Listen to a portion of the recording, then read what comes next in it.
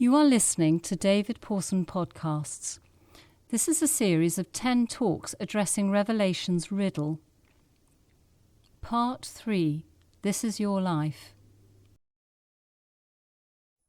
Well, now, let me just begin by reminding you of the simple outline of the book of Revelation I gave you, which I put up on the overhead projector.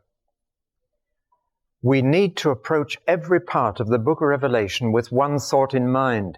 Why was it written? Why was the revelation given to us by Jesus Christ? And the answer is it was given to believers, to Christians. It's not written to anybody else. It was written to believers in 7 churches in Western Turkey who were about to face the biggest crisis of their life and the biggest test of their faith and their faithfulness to Jesus. They were going to have to choose whether to worship the Roman emperor or Jesus Christ. Either they would have to, every year, on what the emperor called the Lord's Day, worship Caesar by burning incense on an altar and saying the 3 words, Caesar is Lord. Or they would have to say Jesus is Lord and pay for that, certainly with imprisonment and possibly with martyrdom. The whole book, therefore, is written to strengthen Christians to face the crisis that they are now going to undergo. It is all designed to help them to be overcomers, not just to endure under the circumstances, but to overcome these pressures. And the whole book is addressed to believers about he who overcomes. And you remember both rewards are offered to those who overcome and warnings are given to those who don't overcome. And to quote again the 2 clearest verses, there is a verse near the beginning that says, he who overcomes, I will not blot out his name from the book of life. Which means, if language means anything, that a believer who doesn't overcome, his name can be blotted out of the book of life before that book is opened on the day of judgment. It's interesting, the book of life is mentioned in 4 books of the Bible, in Exodus, Psalms, Philippians, and Revelation. And in 3 of those books, it is mentioned in connection with names being blotted out of the book of life. Very serious. Your name is in the book of life as a believer in Jesus, but it can be blotted out. And Jesus himself said, if you deny me before men, I will deny you before the Father. Paul said, if we endure with him, we shall reign with him. But if we disown him, he will disown us. Now, this is a very, very important message for today. It does, of course, go right against the popular cliche, once saved, always saved. But you know, only 20 minutes ago, I was in a train standing at Clapham Station, and a man got on the train. He made straight for me and he said, can I ask you a question? I said, what is it? He said, I've left my wife. I'm living with a girl I'm in love with. If I divorce my wife and marry this girl, will that be all right in the sight of the Lord? I said, no, it won't. He said, well, what do I have to do? I said, you have to leave that girl and go back to your wife. And I said, if you don't, you're in danger of losing your salvation. At that he began to weep. But at least we began to get down to nitty-gritty. And all I had were 3 minutes between Clapham and Waterloo to save that man's eternal destiny. See, far too many think that once you're saved, you've got your ticket to heaven, and it doesn't really matter how you live. You can always square it with the Lord, and you run no danger of losing heaven. But I said, you've got to choose between living with that girl now or spending eternity in heaven with the Lord. And you'll have to make that choice, and I can't make it for you. So just a few minutes ago on the train, I'm faced with this very issue, he who overcomes. See, right at the end, it describes the new heaven and the new earth, and it says, he who overcomes will inherit all this, but the cowardly and the faithless or the unfaithful and the sexually immoral and the liars their place will be in the lake of fire. Now you realize, of course, that that verse, like the whole of the book, is addressed to believers. It's not talking to unbelievers. It's talking to believers who are cowards or faithless or unfaithful or immoral or liars. And the whole book is a warning to Christians not to throw away their eternal destiny because of the immediate pressures on them now. And it draws a great contrast between the brief years of big trouble that are coming, the great tribulation or the big trouble, only 3.5 years, only 42 months, only 1,260 days, only times and half a time. And beyond that, 1,000 years of reigning with Christ on this earth. To throw away 1,000 years even on this earth and all eternity on the new earth beyond that for the sake of 3.5 years of pressure, it's not worth it. And that's the whole thrust of the book. Now, there are 3 sections in the book. The first main division, to remind you, is between the first 3 chapters and the rest. Chapters 1 to 3 are about the present situation in which the readers are, whereas chapters 4 to 22 are about the future that they're going to face. And we know that because chapter 4 verse 1 begins, "Come up here and I will show you the things that are going to happen after this," so that there's a switch from the present to the future. I've labeled the present with the title, "Things Which Must Be Put Right Now." And the letters to the 7 churches are saying one thing: you're not ready for the pressures that are going to come. This is one reason why I believe this is such an important book to teach today. I believe we have less than 10 years in this country before real persecution is on the church, official persecution. It's already begun in a small way, but in less than a decade, I believe the church in this country will be suffering the kind of persecution that many, many other countries are suffering.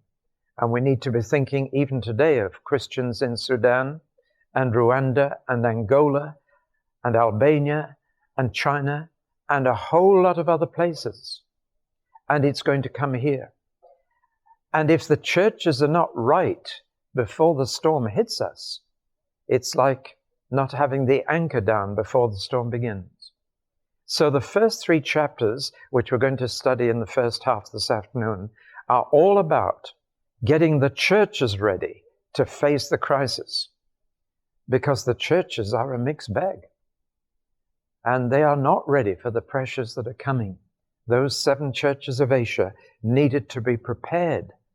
So things needed to be put right now in the churches before the crisis hit them. The future, chapters 4 to 22, divide very neatly into 2 parts.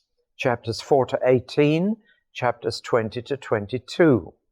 Notice that I've missed out chapter 19 for a big reason. Chapters 4 to 18, I've given the simple title, "Things Will Be Much Worse Before They Get Better." But there's a ray of comfort in those middle chapters. Nothing worse will happen to Christians than what you read in that section. And I think it's a great comfort to know the worst. Do you? I'd rather know the worst than not know. I remember when my wife was discovered to be dying of cancer.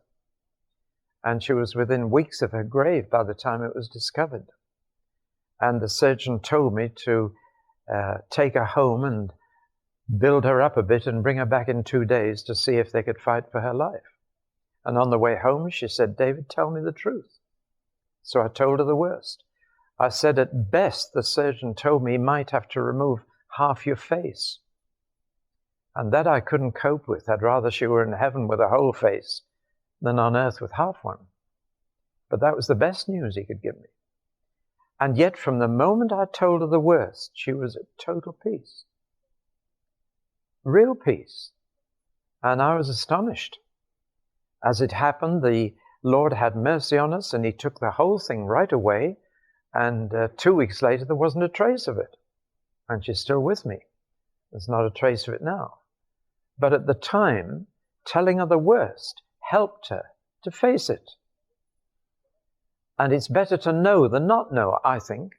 And that's why Jesus, in his love for us, in the middle section of Revelation, has told us the worst that can happen to us. And so we're ready for the worst. Nothing worse can happen to you as a Christian than what you read in that middle section. Then the final section, chapters 20 to 22, things will get much better after they get worse. And when you get to the end of the book, it's like coming out from a dark thundercloud into the sunshine. And everything's beautiful and lovely. And God wipes away all the tears from the eyes. And you come out into a beautiful place. Now, what has made the difference? What has changed things getting worse into things getting much better? The answer is in chapter 19. Jesus comes back to planet Earth. That is what is going to change the trend in history. The trend of getting worse and worse and worse, if you remember the diagram last time, suddenly they will get better when Jesus comes back to deal with all the forces of evil to establish his reign. So the very center of a Christian's hope for the future is the coming of Jesus back to planet Earth. And the whole book is built around his coming. The prologue is about his coming, the epilogue is about his coming. But it's in chapter 19 that the actual event happens. And suddenly, things change from getting worse and worse and worse to getting much, much better. So that's the simple outline of Revelation. And now I'm going to take you through chapters 1 to 3, which are possibly the easiest part of the whole book and the most straightforward. Reading the book of Revelation is like going into the sea at the seaside. You're paddling up to your knees in the first 3 chapters, and everything's safe and straightforward. You begin to get into deeper water with chapters 4 and 5. By the time you get through to 12, you're up to your neck, even out of your depth. And we're going to have to go very steadily through that middle section. Now, it's called a prophecy, this prophecy, and yet it's also in the form of a letter. And every letter in the ancient world was on a rolled-up piece of scroll, and at the beginning of the letter, you had the sender and the address to which it was being sent. Now, I think that's sensible. People write me long letters, thinking I've got nothing to do but read long letters about their questions, but they might send me 20 pages, but the name is always at the end. Isn't that a silly custom? So you have to read right to the end of the letter to find out who's sending it, or look at the end. In those days, they put the sender of the letter at the beginning. This is from me to you at such and such an address. The whole book is in the form of a letter to the 7 churches. And then within the one letter to them all, there is a specific letter to them each, which is unusual. It's kind of a letter within a letter almost. But the whole thing is addressed as a letter to all 7 churches, and then within it, there is a letter to each of the 7 churches. Let's just remind you where they are again, so that you have got it.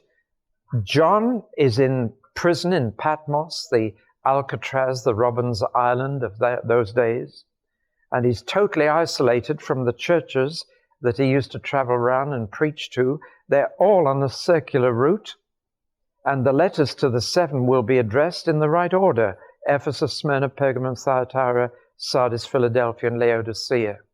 And I can imagine him when he was free, walking around that road, preaching in each church, a kind of circuit of churches that he looked after.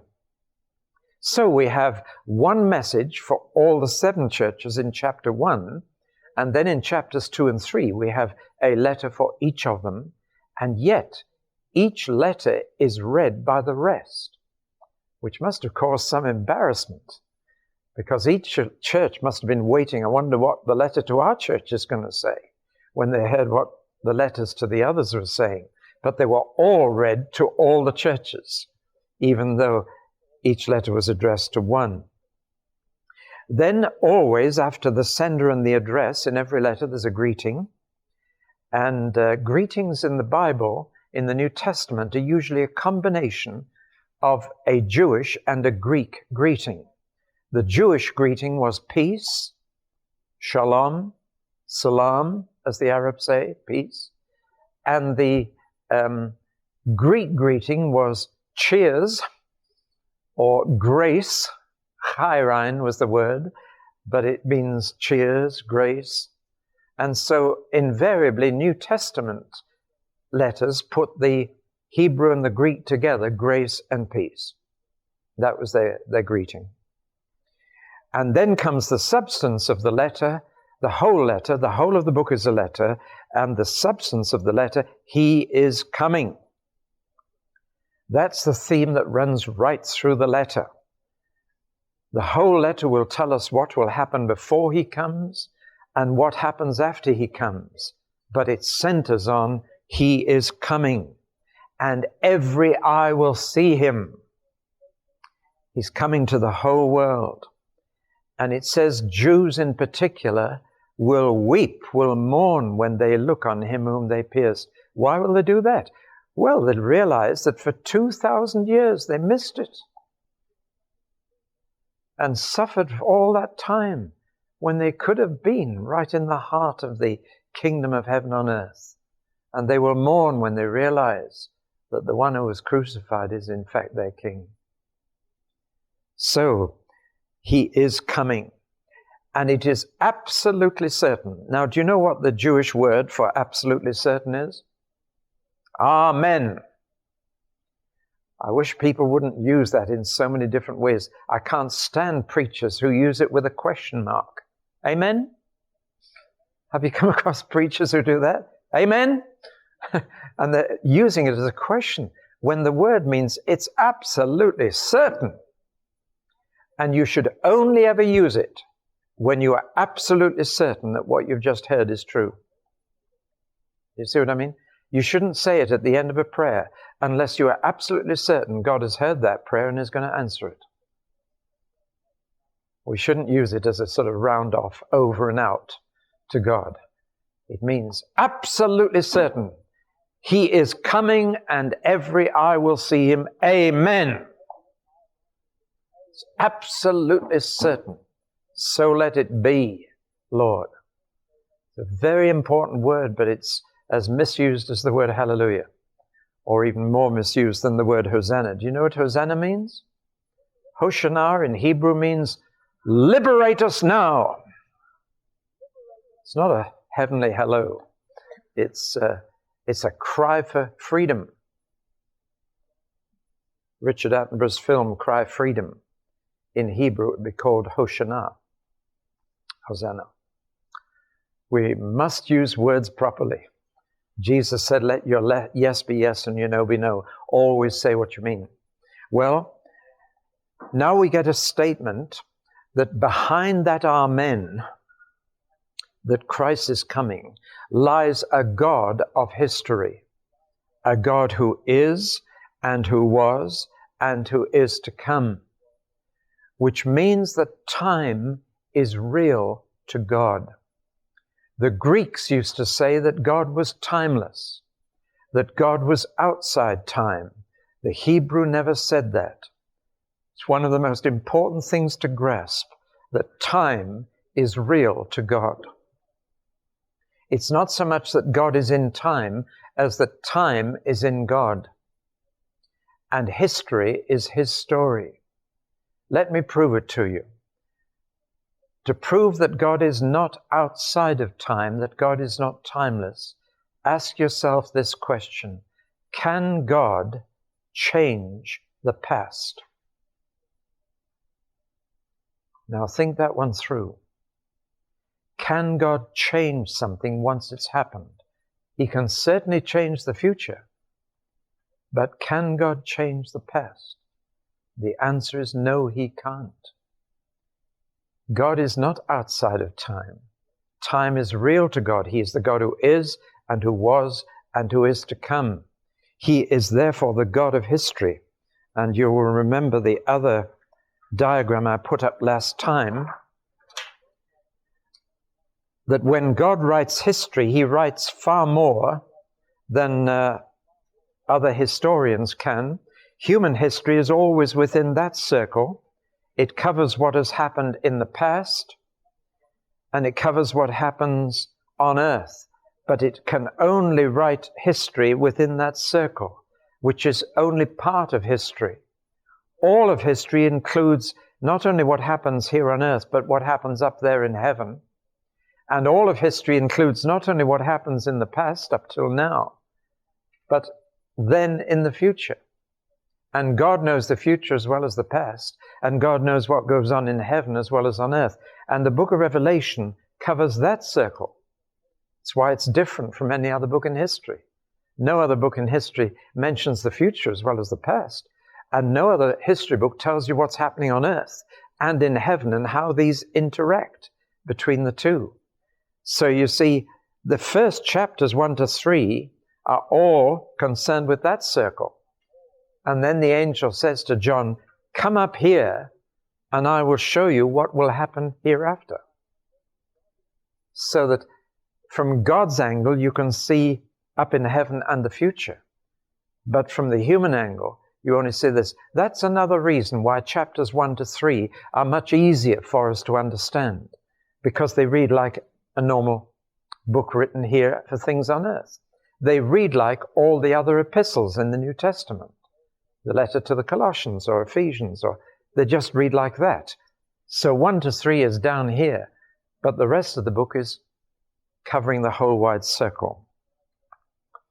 God is described then as he who is and was and is to come, as the Alpha and the Omega, the beginning and the end. And before this letter, this book is finished, those same things will be said about Jesus. Because the end of the book, it's Jesus who is the first and the last, the beginning and the end. So what you can say about God, you can say about Jesus. That's an implied claim that Jesus is God. Right, well now, the next thing John has is he hears something and he sees something. And I told you that that's how the revelation came to John. It is both visual and verbal. He hears things and he sees things. Things come to his ear and his eye. And it's very important to notice which things come to his eyes in vision and which things come to his ears in voices. The first bit of the revelation that comes to John in his prison cell is a voice. He hears this voice and he turns to see who is speaking, because the voice comes from behind him. How gently the Lord leads him into this incredible vision. When he turns round, he then sees a Jesus whom he does not recognize. Bear in mind that this John knew Jesus more intimately than anyone else. He had been closer to Jesus than anyone else. He always sat next to Jesus at the table and literally leaned against Jesus and whispered to him. He was nearer to Jesus than any other man. He was the disciple whom Jesus loved. But now he does not recognize the figure of Jesus because Jesus has changed so much. For one thing, his hair is now snow white. Whereas when he'd last seen him, his hair was dark, almost black. And that's just one change. Now his eyes, which were so tender and loving, are blazing with anger. And they go on blazing with anger through the next few chapters. And John never saw Jesus' eyes like that. And then he goes down the body, and the whole body is different. He has a great golden sash around him. He's clothed in white. And out of his mouth, there comes a tongue shaped like a sword. Now, I don't know if you realize what that means. The Roman soldier had two kinds of sword. Now, I haven't. Wonder if this would draw on there.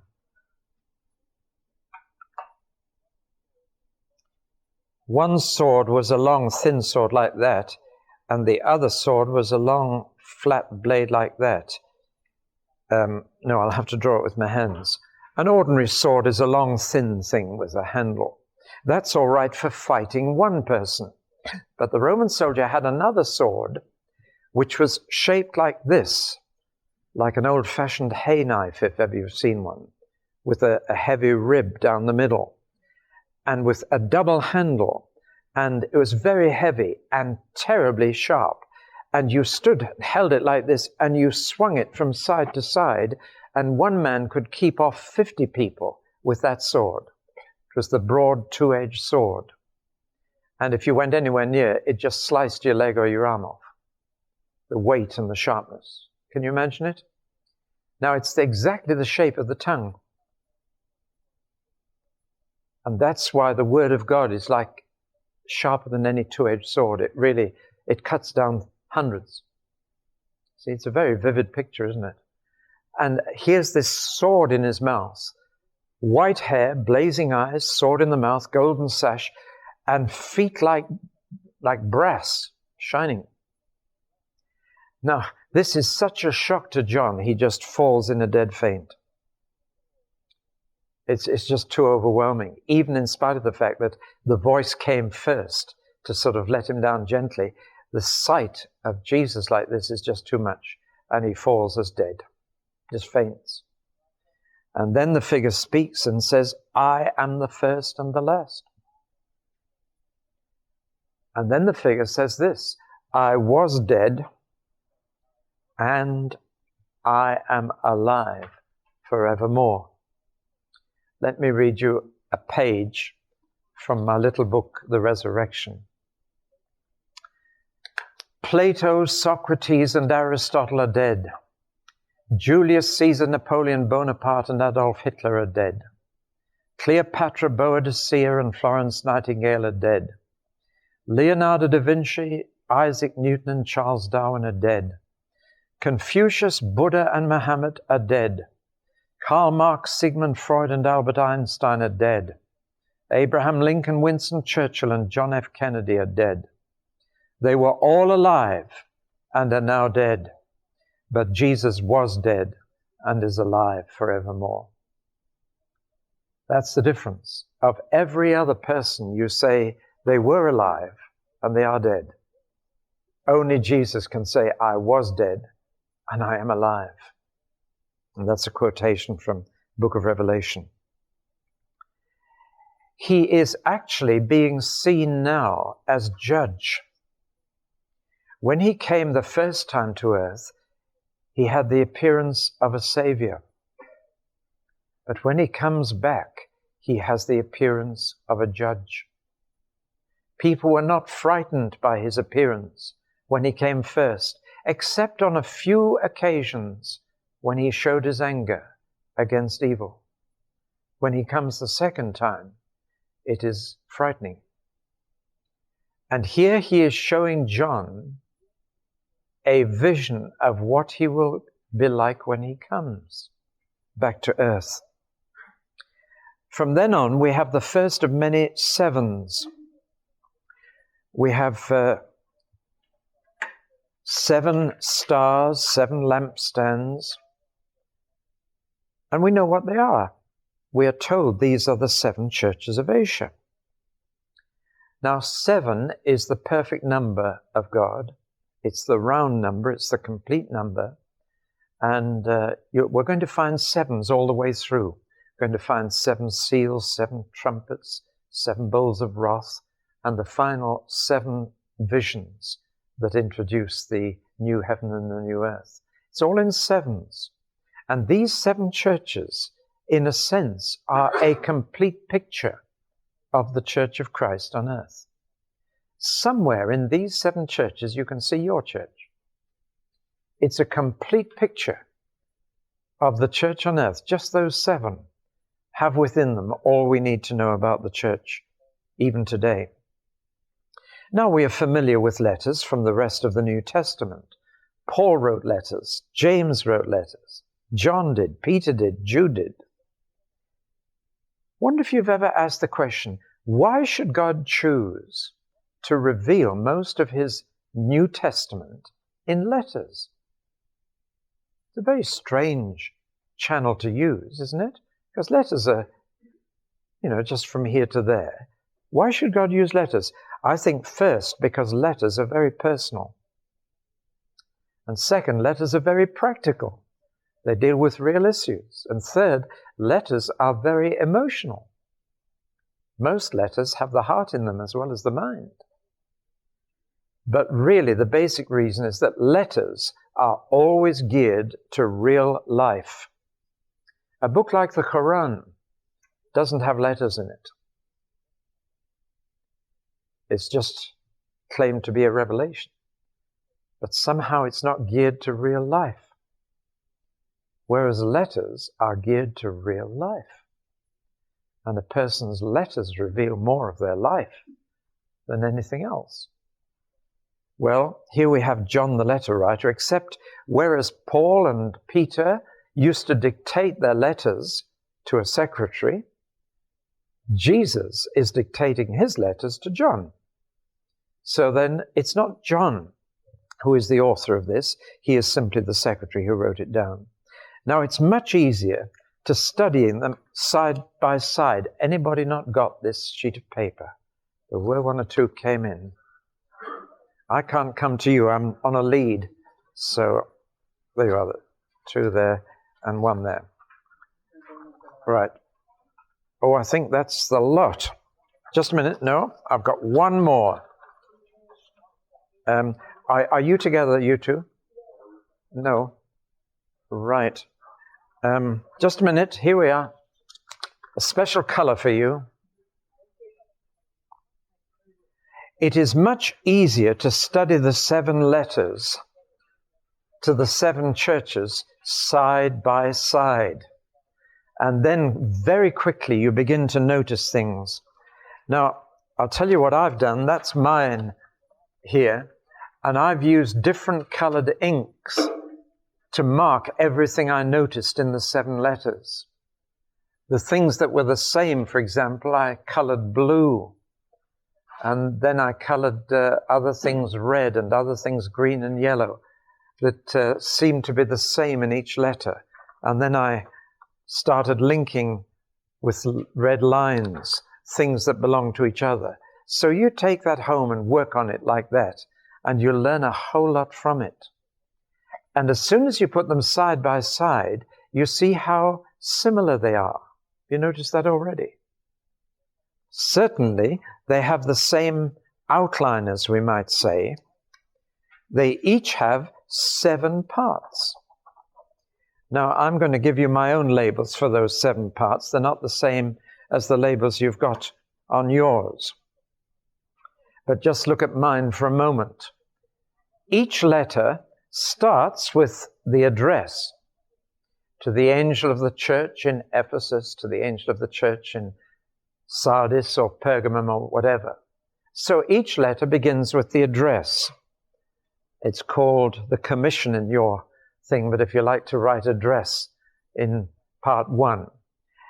The second part always gives you an attribute of Jesus, some aspect of Jesus' character that church has forgotten and needs to be reminded of. And we get some lovely descriptions of Jesus. These are the words of him who. And then it tells you something about Jesus. And it's some different aspect of Jesus as he was seen in the vision by John. The vision includes things that the churches are forgetting about Jesus. And I think today the churches are forgetting a whole lot about the Jesus of the book of Revelation. And we only see the Jesus of the Gospels. So that's number 2. You might like to write attribute under number 2. It says character there. I've used the letter A. This chap used the letter C. It doesn't matter. Number 3. Jesus then begins with approval of what is good in the church. By the way, don't try and write it all down now. write it down as I come to it, or you won't hear what I'm saying. Okay? It's always the best way. I'm afraid I've noticed every time when I put something up on the board, people feverishly try and copy it all down, and I can see they're not listening. So the best thing is just, as I go through it, write it down. And then you can also slip in extra bits of what I say alongside. So thirdly, he gives his approval. And he begins, I know. Jesus knows everything about every church in the world. He says, I know. And it's always, I know your deeds. I know what you're doing. Now, Jesus, before he ever criticizes someone, always says something good about them. And the interesting thing is that all the other letters of the New Testament do the same. If Paul is going to correct the Corinthians, he says something good about them first. There's something we can learn from Jesus here, I think. If you're going to criticize someone, say something good about them first. Say something that you approve. But then, after Jesus has said, I know your deeds and they're good, he then comes to the important part of the letter, but I have this against you. And he accuses the church of being not so good. And what needs to be corrected now if they're going to be ready for the persecution that's coming. Yet I hold this against you. Fifthly, he then gives his advice to them, how to put it right. And he says, if you don't put it right, I will come and put it right myself. But how will he put it right? If he has to come and do it, the answer is he will close the church down. Now, did you know that Jesus was in the business of closing churches down? That's something that people forget. They think he's just building his church. He is. But that involves closing churches down from time to time. And you know, the tragedy is that most of the 7 churches of Asia are now closed down. And he warned them, if they didn't put things right themselves, he would come and remove their lampstand. Now that's a very serious thing for Jesus to say to any church of his. He's amazingly patient, but his patience can run out, and then I will come and close you down. Because Jesus won't permanently allow churches to insult his name. Then after that, you find a promise given, and I want you to notice that the promise is always addressed to the individual church member. It is not addressed to the whole church. He who overcomes, which means quite simply that if you're going to be an overcomer, you will first of all have to overcome inside the church. Before you can overcome the world, you must overcome the church. You must overcome the trends in the church, which are not good. He who overcomes, he, not all of you. He is assuming that some churches will not change, but he is saying that each member of that church can change, and that you don't need to follow the trends in the church. Stay faithful to Jesus, not faithful to the church, faithful to Jesus in the church. Now you see, I find many people in England say they can't be faithful to Jesus because they must be faithful to their church. Have you heard that? Many vicars in the Church of England tell me that. I say, you know what Jesus is telling you to do. And they say, well, I can't do it. I have to do what the church tells me. And I say, no, you don't. You have to do what the head of the church tells you. And you must learn to be an overcomer inside the church. If you can't overcome what's going wrong inside the church, you'll never overcome what's going wrong outside the church. Do you follow me in this? That's why the book of Revelation begins with he who overcomes what's happening in the church will be he who stands firm for me against what will come from the world. A very important message, that. So that comes the number 6, but already some of you will have noticed that halfway through, number 6 and number 7 change places. Have you noticed that? Don't ask me why, I have no idea. But in the first 3 letters, it follows this order. And finally, every letter ends with an appeal. Can you see all right? The appeal is, he who has an ear, let him hear what the Spirit says to the churches. Now, what does that mean? Jesus was always saying that after he told a parable. Did you ever notice that? When he told the parable of the sower, he said, he who has an ear, let him hear. What does it mean? It is saying, I want a reply, or I want a response. Because you could just hear this letter and forget it. But he wants people really to hear it, to the point where they want to make a reply, a response to the letter. And I want you to notice that it's what the Spirit is saying to the churches and not to the church. Jesus deals with every local church separately, because the church varies from place to place and from congregation to congregation. And we need to hear from Jesus for our church, wherever that is, because what he wants to say to this church will be different from what he needs to say to that church. He doesn't address the whole church. His Spirit speaks to the churches. And that's a very important point, because these churches were very close to each other. They were just a few miles apart. You could almost see them all from one point. And yet Jesus still addresses himself to each local church. The head of the church is directly interested in every local church. Well, now, the only variation in that order is that after the first 3, 6 and 7 change places, as you've probably noticed halfway along the bottom of that with the little arrows. But apart from that, that's the only variation. The beginning and the end is identical. Now, when we study them side by side, we find that each place is quite clear. If I go back to the little map, there we have it again. It's in the right order, so that we don't have any difficulty there. It's a circle of churches beginning with Ephesus and going right round to Laodicea. But why is it addressed to the angel of each church? The word literally is messenger, but that usually is used of angels, not exclusively. Some people say, well, it means the minister, the preacher in each church, the messenger in each church. But I would say, I'm convinced it means the angel.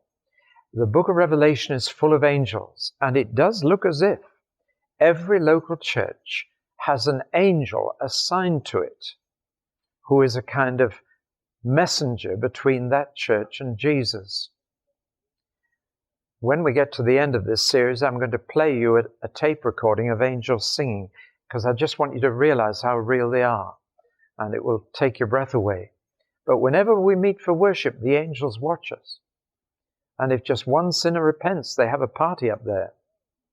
And we need to be aware of this when Paul talks about our hairstyle in church in 1 Corinthians 11. He says that's because of the angels. And we need to remember that angels are bound up with the life of each local church. But there's another reason why I believe it's addressed to the angels. That's the fact that John had no way of communicating these letters to the churches if angels didn't take them. Now, angels are very practical people. They can open locked doors. It was an angel let Peter out of prison. They're very good cooks. Did you know that? How many of you didn't know that? You do read your Bible, don't you? Don't you remember that Elijah had a hot meal cooked for him by an angel? Yeah.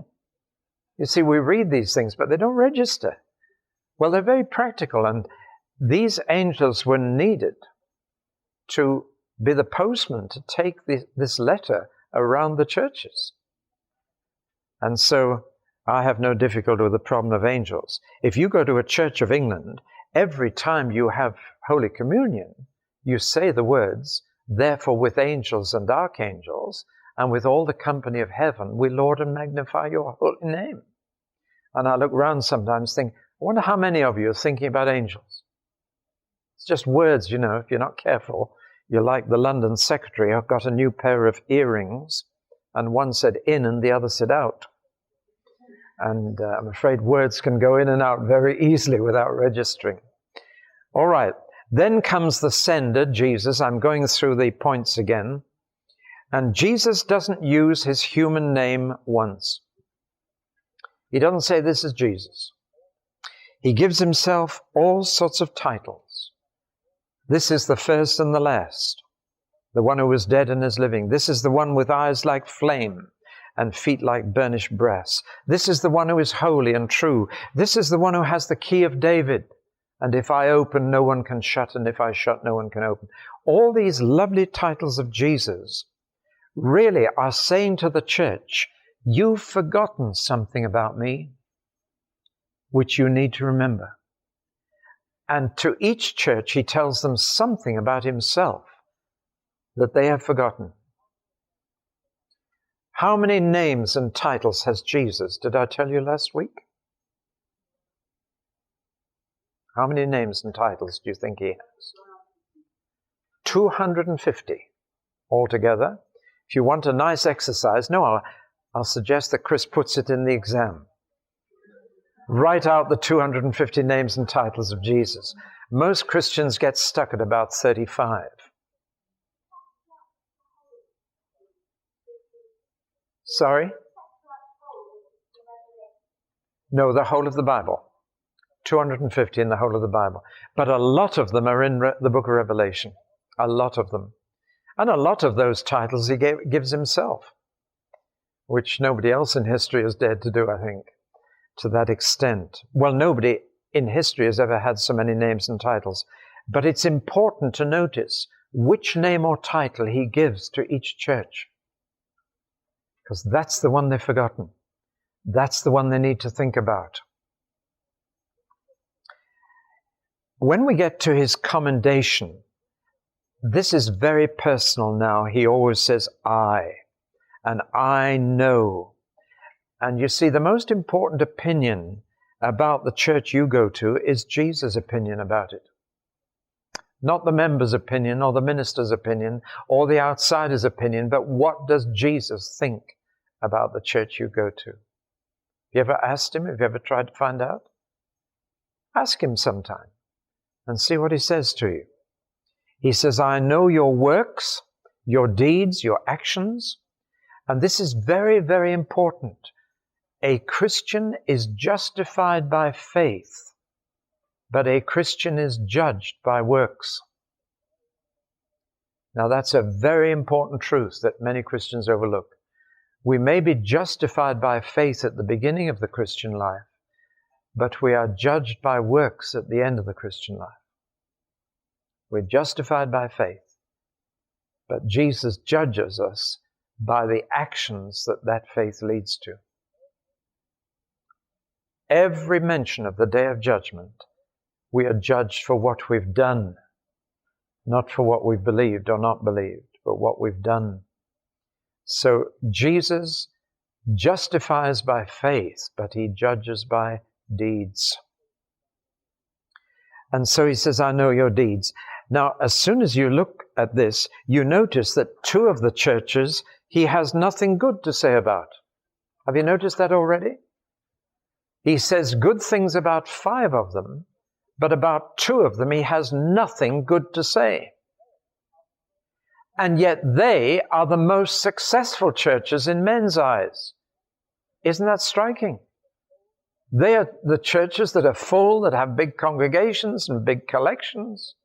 And people say, they're rich, they're successful. And Jesus has nothing good to say about Sardis or Laodicea. But he does have good things to say about the other 5. He says, Ephesus, I know your hard work, your patience, your persistence, you haven't grown weary, and you test and reject false apostles. You don't accept every traveling ministry that comes around. Oh, if only churches would check on traveling ministries. The number of churches I know that have got into trouble because they've been impressed by a visiting preacher and got involved with him without checking him out. It's so important. And especially, if I may dare to say it, visiting ministries from America that are not checked out before they come over. We really need to test and reject false apostles. Smyrna, I know the trouble you've been. I know your poverty, but actually in my eyes you're rich. And I know that you are where the synagogue of Satan is. People claiming to be Jews who are not. And Jesus says, Smyrna, I'm afraid you're going to have more trouble. You're going to be in prison, some of you. Jesus knows. Then, oh, by the way, let me show you Ephesus first. That's the main street in Ephesus, with modern tourists wandering down it. You can see the pagan temples at the far end. That's the main street. Paul walked down that street. Paul was taken into the theater at Ephesus when there was a riot. We know more about the church in Ephesus than anywhere else. To this day, you can find the tomb of John the Apostle and the tomb of Mary the Mother, whom he took there to look after. You can find those still today in those ruins. When we come to Pergamum, Jesus says, I know where you are. You are where Satan's throne is. Now then, I wonder if you know what Satan's throne means. Towering above Pergamum on the hillside was this pagan temple. Now then, if you want to see the size of it, there is a man standing just above my fingertip. Can you see a tiny little man standing up there? Well, now you can see the size of that. And it's in the shape of a letter U, so it looks like a gigantic armchair. Can you see that? And they called it Satan's seat. And do you know where that is today? It's in East Berlin. And there are Christians who are praying that it may be sent back to Turkey. It was brought stone by stone from Turkey, from Ephesus, from Pergamum, to East Berlin and re-erected in a gigantic museum in East Berlin. So Satan's seat is in Berlin now. And it was brought there just before Hitler came to power. And many Christians have been and prayed there that it may be removed. There's that little man. That's him. That's a full-size man. So you can see, can you imagine a little city of Pergamum, and above it this gigantic armchair building, Satan's seat. Jesus says, I know where you are, but you didn't deny the faith under pressure. And this church, Pergamum, had the honor of having the first martyr for Jesus. They had a church member who died rather than deny Jesus. And his name, we're told the name in the letter, was Antipas, which means against everybody. Antipas, against all. What an interesting name. And that man stood firm against everybody. And was the first martyr in West Turkey, or Asia as it was called then. Thyatira, I know your love and your faith and your patience and your progress. And Philadelphia, another place that didn't deny Jesus, that already had some pressure because, again, there was a Satan synagogue there, a satanic worship going on. You know, it's amazing how many people, Christians in England, say this to me. I say, how are things with you? Oh, well, it's very hard here. There's a lot of Satan worship in the area. Have you heard that kind of thing? I say, great, that's one of the best places to be a Christian, isn't it? But they're kind of excusing the poor church life because, satanic worship. Since when was Satan stronger than Jesus? See? Crazy to blame Satan worship on the poor state of the church there. They're making it an excuse. It's the very place to be faithful to Jesus and to show that he that is in us is greater than he that is in the world. So you notice that Satan is quite prominent in these letters. And there's a foreboding, there's a looming trouble in the letters. One of them says, the hour of trial that is going to come upon the whole world to test those who live upon the earth. Now, when we turn to the criticism of the letters, the negative things Jesus says, again we notice that he doesn't have anything bad to say about two of them. Do you notice that too? He doesn't have anything good to say about Sardis and Laodicea, but he doesn't have anything bad to say about Smyrna and Philadelphia. But he does have bad things to say about the other 5. About Ephesus, he says, you have left your first love. Now, Bible scholars argue about whether that is their love for God, or their love for each other, or their love for the lost. Which do you think it is? Love God? Any candidates for loving each other? Or loving the lost? Come on, tell me, you've got it. Yes, you've got it. Right. Because you can't separate those 3 things. If you don't love your brother, you can't be loving the Lord. It's all 3. And they've lost their first love. And that includes their love for the Lord, their love for each other, and their love for the lost. So we don't need to argue about it. Because it's all that same agape love. You can't lose one of those loves without losing the others. It's all together. Absolutely right. I thought you'd got it, and you didn't want to say it in case you were wrong, but you were right. Ephesus, you've left your first love. Pergamum, there is syncretism and promiscuity in your church. And I just want to say that I meet church after church after church in England where those 2 things are there. Syncretism is mixing Christianity with other religions. Just before I came on the train, I switched on the TV for Nelson Mandela's inauguration as President of South Africa. Don't know if any of you saw it, did you?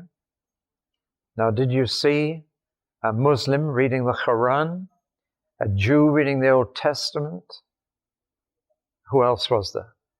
There were about 6 different religions reading one after the other. And then Desmond Tutu led in a prayer, Christian prayer. And I just thought, here we go again.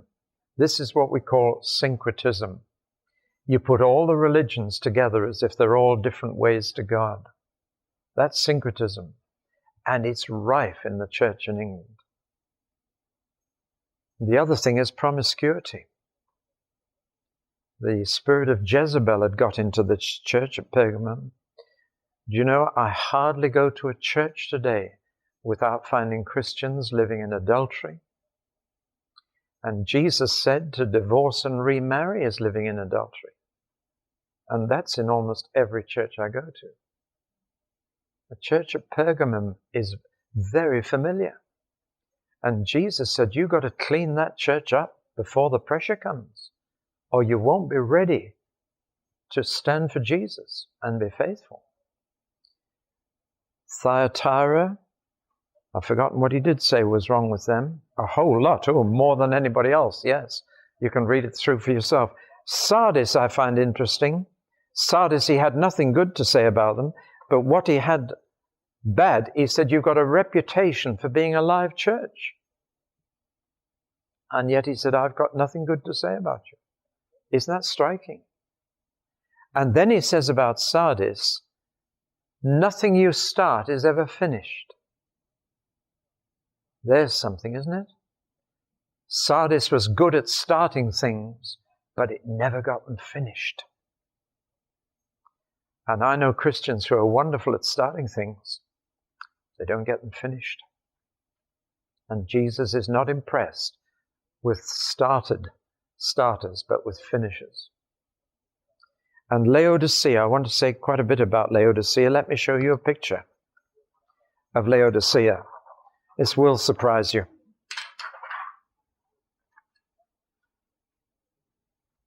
That's a picture of Laodicea. Have you ever seen anything like that? It's a white mountain. Because there are hot springs gush out of the mountainside, and they've covered the mountain with salt and left little pools of salt. It's a wonderful place to go and sunbathe because the sun reflects off the white mountain. And you can bathe in the hot springs of water that it's left. It's supposed to be good for your health. It's a health resort. It's the kind of Bath or Harrogate of Western Turkey. And I got that picture out of a modern tourist brochure advertising holidays at Laodicea to go and sunbathe and dip in the hot springs.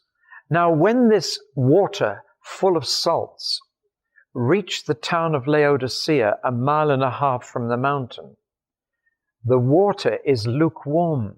It comes out hot. These are steaming springs, but it's lukewarm. And if you drink it when it's lukewarm, you'll be sick. It acts like an emetic. It just makes you throw up. And then by the time it reaches the sea at Ephesus, it's cold. You can drink it when it's piping hot. You can drink it when it's cold. But if you drink it when it's lukewarm, you just spew it up. And Jesus says to the church at Laodicea, lukewarm churches make me sick. Isn't that interesting? He knew all about this. And he says, you're neither hot nor cold. He says, I can cope with a hot church, I can cope with a cold church. What I can't cope with is a warm church. And yet, how often do we use the word warm of our churches? We give you a warm welcome. We pride ourselves on being a warm fellowship. We should say, we give you a hot welcome. We preach the hot gospel here, you see? Jesus would rather we were cold than be lukewarm. Now, this was a very rich church because the tourist industry came here, even in Jesus' day. See? And they were very wealthy and they got big collections. They were a holiday resort church. And often they are quite wealthy. And Jesus said, you are poor, you are blind. You can't even see that I don't attend your church meetings. He said, I'm outside your church. And then comes a verse which is probably the most misused and misinterpreted verse in the whole book of Revelation. Behold, I stand at the door and knock. If any man hear my voice and open the door, I will come into him and sup with him and he with me. That has nothing whatever to do with conversion or with evangelism. It should never be used in counseling an unbeliever, because it gives a totally false picture of what the real situation is. The real situation is that a sinner is the one on the outside who has to knock on the door to enter the kingdom. It's not Jesus who's on the outside, knocking to get into your heart. And I'm afraid using that verse has done untold damage. It has brought people to Christ, quote, without any mention of water baptism, without any mention of receiving the Spirit, and without any mention of repentance. And that is serious. And it makes Jesus so little. It makes a little Jesus knocking at my heart, wanting to get in. That is not what this verse is about. It's a word to the church, and the door on which he's knocking is the church door. And what he's saying is that I can get back into a church that has lost me if just one church member gets up and lets me in. Now, I think that's a wonderful promise. It means that even for the deadest church, there's hope if one member will invite Jesus to come in. But this rich, successful church was carrying on without Jesus. I want to show you one other picture. It's not a very good reproduction of it. It's a famous painting of the inside of a cathedral.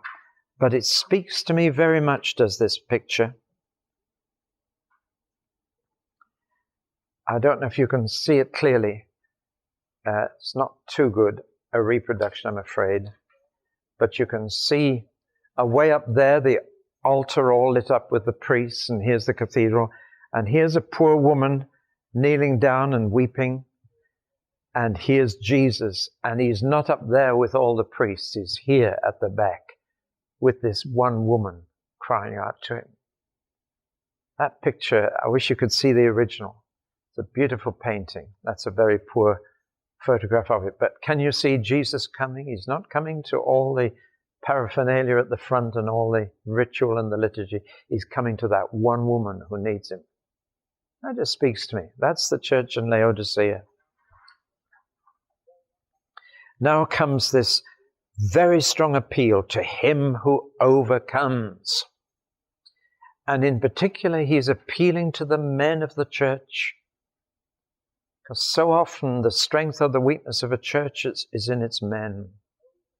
Are there men in the church who will overcome what's happening in the church? It is an appeal to the individual member. He doesn't say leave your church or go to another. He says overcome what's happening in it. And to those who overcome, he makes so many rich promises. You will share the tree of life in the paradise of God. You will not be hurt by the second death. To you I'll give the hidden manna and the white stone and a new name. You will have authority over the nations. Rule them with a rod of iron. I will clothe you in white garments. I'll keep your name in the book of life. I'll confess your name to the Father. I'll make you a pillar in the temple, never to leave. You will sit with me on my throne as I sit on my Father's throne. What a list of promises to each church member who overcomes these compromises that are taking place in the church in which they worship. All the rewards are for all the overcomers. And it's most striking that all these rewards pop up again in the last 3 chapters of the book of Revelation. They are all promises about the future and about life in the new heaven and the new earth. And then finally comes the call. He who has ears to hear, let him hear. Jesus was always saying that. And he's really saying, have you really heard? There's an old English word, hearken. Have you heard that word? It means to pay attention. Jesus is really saying, you've heard this letter, but have you hearkened to it? I wish that word were more frequently used and we could use it. Have you ever heard an angry parent saying to a little child, did you hear what I said? Have you heard a parent saying that? Well, that's what Jesus is saying. Did you hear what I said? A parent saying to a child, now go to bed or put that down. And then the child doesn't go to bed or doesn't put it down, and the parent, did you hear what I said? Well, he that hath ears to hear, let him hear. I want to reply to this. And so as we read these 7 letters to the 7 churches, we are asking the question, what is Jesus saying to me in my church through these letters? Somewhere you will hear the voice of the Lord. If you're really hearing this, you're not just studying it to get a diploma or certificate from the Christian Life Bible College. We're here to listen to Jesus. And he's saying, are you overcoming what's happening in your church? Or are you going with it? Because everybody else is. The churches in England are in a state of crisis. They really are. And there are very few people who have the courage to stand up and say, I'm not going with that. But the church is getting conformed to the world in so many ways. I needn't outline them. I'm sure you're aware of them. And Jesus is looking for individual members who will overcome that and say, I'm not going to go that way. The whole church may go that way, but if it's against the teaching of Jesus, I'm not going to take part in that. And he who overcomes will sit with me on my throne. Well, that's the first 3 chapters. I haven't covered everything in them, but I've given you enough to help you to read it in the right way. You have been listening to David Pawson. Other talks by David Pawson can be found and downloaded free of charge by visiting www.davidpawson.co.uk.